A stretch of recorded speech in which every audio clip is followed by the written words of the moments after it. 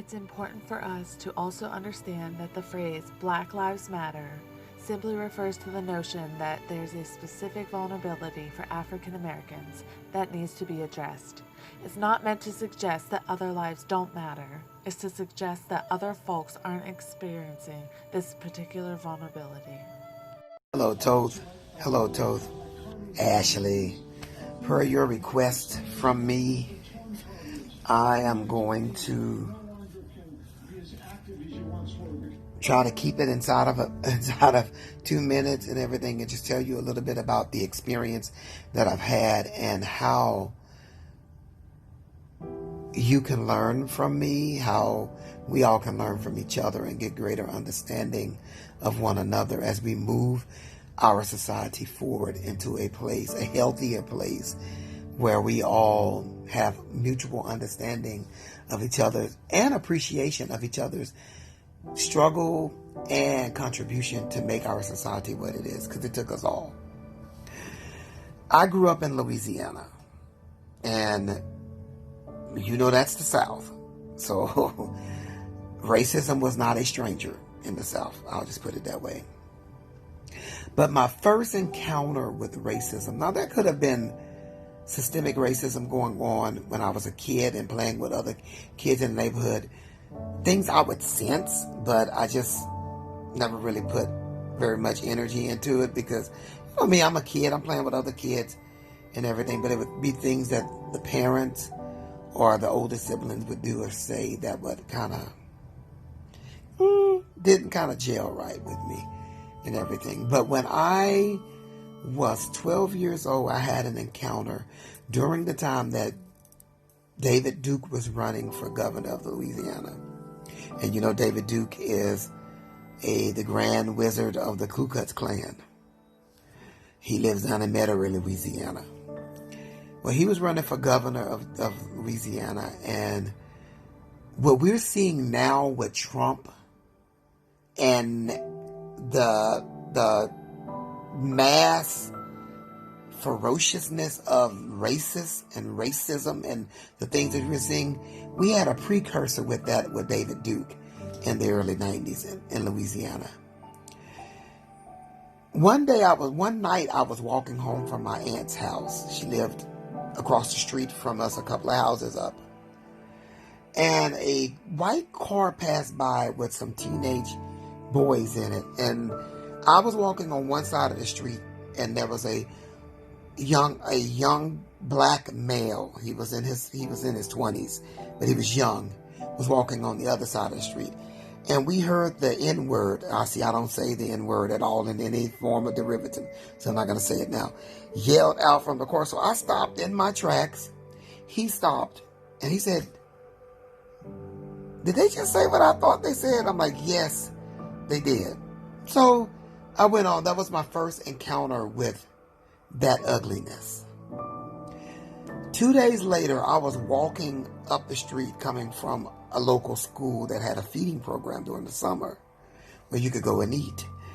And I was coming home from that, and that same car of guys passed by. It was 3 of them. I'll never forget it. And the window was down, and one of them, the driver yelled a "Hey, N-word."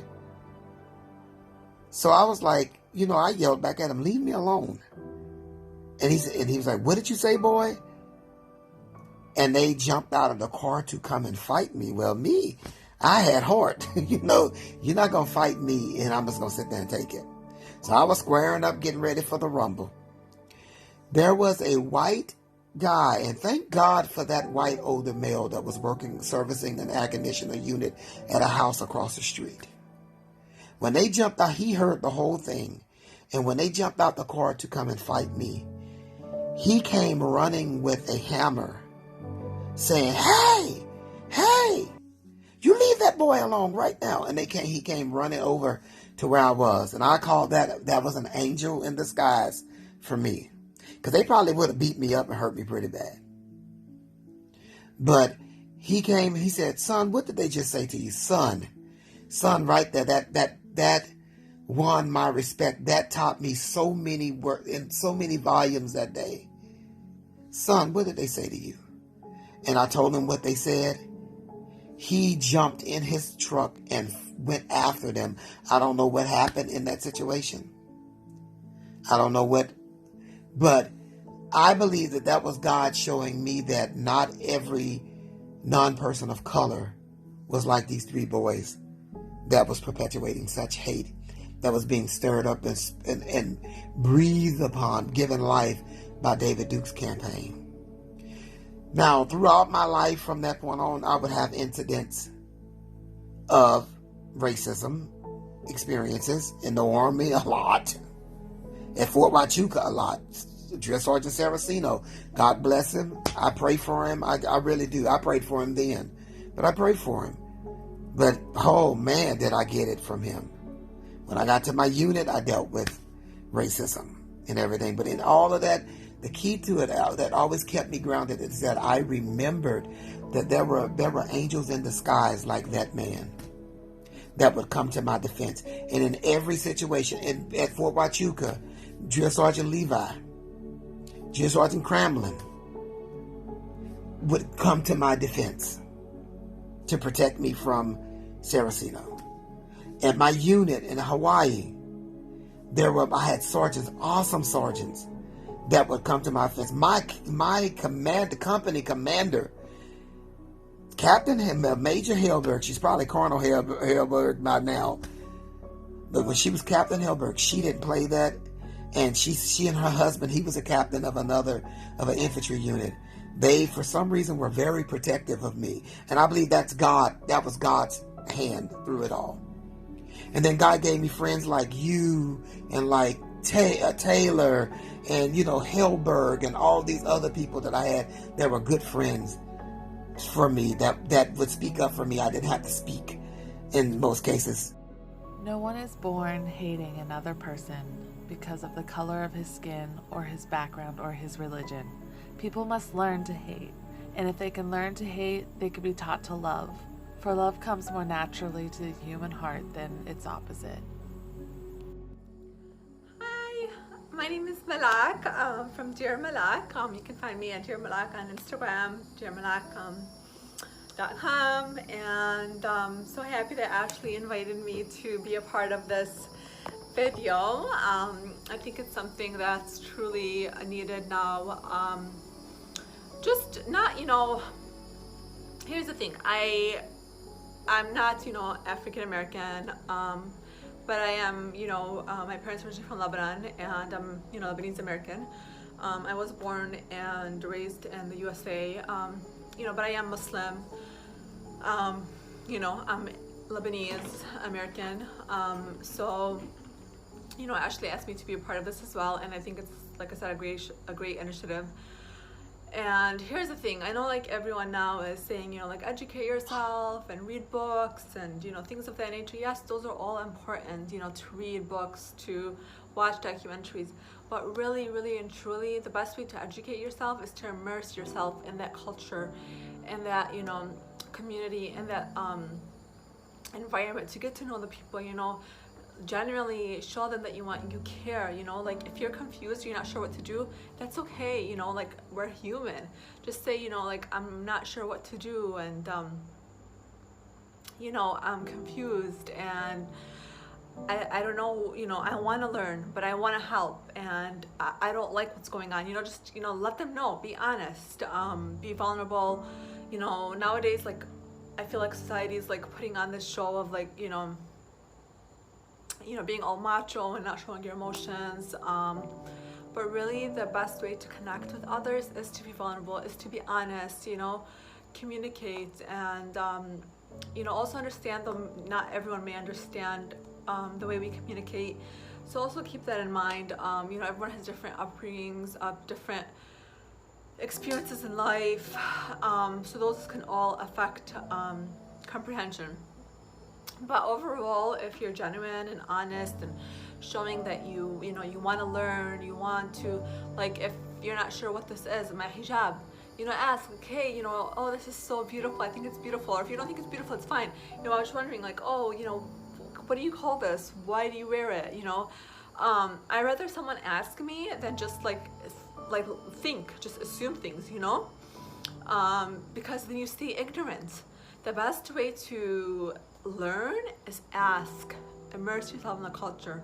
I'm more than happy if you have questions about, you know, Islam or, you know, Lebanese, Arab community. I mean, I don't like to say that I represent a certain culture or religion because I just represent myself, you know, Malak.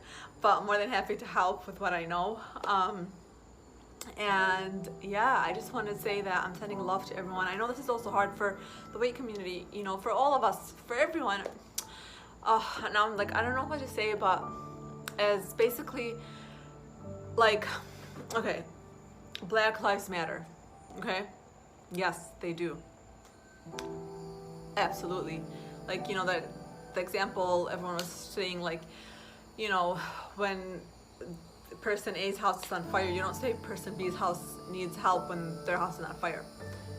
I 100% agree with that, you know. Like right now, our black sisters and brothers need us. But Ashley is doing this video as well for every, like, you know, as a collective for other cultures, I believe, and, you know, just women of color, you know, souls of color, basically. So I just want to say, whatever color you are, whatever race you are, whatever religion you are, you know, if you're going through a challenging time, even if you're white, because I'm sure, you know, the white community sisters and brothers are also going through a hard time, you know, because they feel like probably guilty, maybe of some things you've done, or, you know, out of ignorance, or maybe you feel like you want to do more, but you can't, you feel helpless. One thing, just asking someone, you know, like, how are you? How can I help? Just ask, you know, just checking in on you, you know, show people you care, you know, that's doing a lot. And it's okay to feel a lot of emotions. Sometimes, you know, you feel sad, or like me as an empath, a high sensitive person, you know, when all this was going on, I truly, you know, I felt pain in my heart. You know, I didn't watch the video. I just can't, you know, I don't watch graphic videos, anything that's like violent, I don't watch. I truly can't. So I could only imagine, you know what, you know, the people going through it, their families, their loved ones feel. It's a lot. So, you know, let's try not to have this happen again. Let's just try to be better humans, better souls, you know, for us, for our loved ones, you know, for everyone, just for society as a whole, you know. We all deserve to live happy and at peace, and if there's more love in this world would truly be a better place, you know. So that's all I wanted to say. I think this video is longer than I expected it to be, but again, thank you, Ashley, for doing this. I think this is such a great initiative, and if anyone has questions, my Instagram is Dear Malak, which is DearMalak. You can find me there, my Instagram, Dear Malak. I did want to mention I'm currently selling my Empowered Traveler's Guide, which correlates with this because it's, you know, traveling helps others broaden their horizon, learn about different cultures, different communities, and, you know, travel has helped me face a lot of my fears, a lot of my challenges in life. I do a lot of solo travel. You know, at the end of this year, it'll be 33 countries. So I created an Empowered Traveler's Guide to help others face their fears to travel. You know, basically walk you through my booking, my literally A through Z, everything you need to know about travel is all in this guide. You can find it at dearmalak.com, or, you know, if you have questions, message me. Instagram, Dear Malak. And it's truly something I made from my heart to you because I want to see more beautiful souls out there, empowered, traveling, because it really broadens your horizon. Like, traveling has changed my life. That's all I'm going to say. I love traveling. I feel like I'm going to get emotional right now. I don't know. I love traveling. Like, I know this is not the time to talk about traveling, but truly, I miss traveling, first of all. I just want to say that, okay? I miss traveling. But like I said, traveling it really helps you, like I said, immerse in culture. It helps you immerse in culture. This is exactly, actually, this proves my point. Immerse in culture. It broadens your horizon. It opens you up. It helps you be less ignorant. I mean, there's so much travel can do. So whatever it is, travel, explore, go out in the community, put yourself out there, you know, face your fears, and I wish you all the best. Peace. Malak.